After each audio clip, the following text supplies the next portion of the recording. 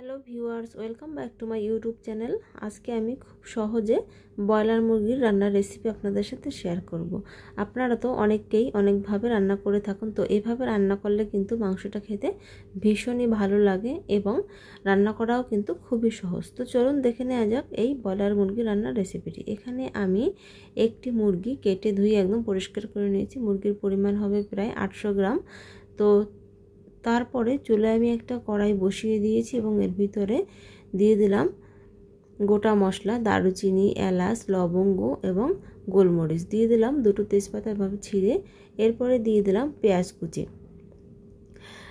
1 cup পেঁয়াজ কুচি দিয়ে দিছি। এরপরে খুব ভালোভাবে নেড়েচেড়ে একটু সময় ভেজে নিতে হবে যতক্ষণ না পেঁয়াজটা নরম হয়ে আসে। তো পেঁয়াজটা নরম হলে এর ভিতরে দিয়ে দিলাম 2 চা চামচ আদা বাটা, 2 চা চামচ রসুন বাটা। তো আদা এবং রসুন বাটা দিয়ে আরও কিছুক্ষণ কষিয়ে নিতে হবে যতক্ষণ না এর কাঁচা গন্ধটা চলে যায়। এরপরে এর ভিতরে গুঁড়ো মশলা অ্যাড করব। এখানে আমি দিয়ে দিলাম 1 চা চামচ হলুদ গুঁড়ো, 2 চা চামচ লাল মরিচের গুঁড়ো, 1 চা চামচ ধনিয়া গুঁড়ো, 1 চা চামচ ভাজা জিরার গুঁড়ো। এই জিরার গুঁড়োটা আমি বাসায় করেছি। এরপরে দিয়ে দিলাম সামান্য একটু পানি মশলাটা কষিয়ে নেওয়ার জন্য। তো খুব ভালোভাবে নেড়েচেড়ে মশলাটা কষিয়ে নিতে হবে।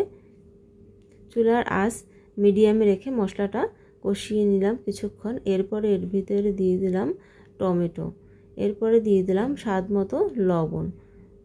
তো একটা টমেটো আমি এভাবে ছোট ছোট করে কেটে দিয়েছি। এরপরে কিছুক্ষণ ঢেকে রাখবো, চুলার আঁচটা একটু লো করে দিয়ে, যাতে টমেটোটা নরম হয়ে যায়। তো কিছুক্ষণ পরে আমি ঢাকনা তুলে নিয়েছি। দেখুন টমেটোটা কিন্তু নরম হয়েছে। এই পর্যায়ে মশলাগুলো খুব ভালোভাবে নেড়েচেড়ে আরও কিছুক্ষণ কষিয়ে নিতে হবে। টমেটোটা কিন্তু দেখুন একদম কিন্তু নরম হয়ে গলে গিয়েছে। তো মশলাটা কিন্তু আমার ভালোভাবে কষানো হয়ে গিয়েছে। এখানে আমি 4টে মাঝারি সাইজের আলু একটু বড় বড় করে কেটে নিয়েছি, অর্থাৎ একটা আলু মাঝখান থেকে 2 ভাগ করে কেটে নিয়েছি। এরপরে আলুটা দিয়ে মশলার সাথে খুব ভালোভাবে কষিয়ে নিচ্ছি। এরপরে দিয়ে দিলাম আমি কেটে ধুয়ে রাখা মুরগির মাংস। মুরগির মাংস দিয়ে এই মশলার সাথে মিশিয়ে খুব ভালোভাবে কষিয়ে নিতে হবে।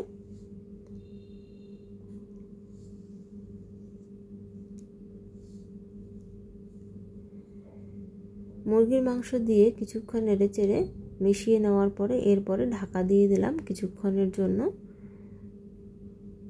তো 5 থেকে 6 মিনিট চুলার আঁচ মিডিয়ামে রেখে আমি ঢাকা দিয়ে রেখেছিলাম। দেখুন মাংস থেকে কিন্তু কতটা পানি বেরিয়ে এসেছে।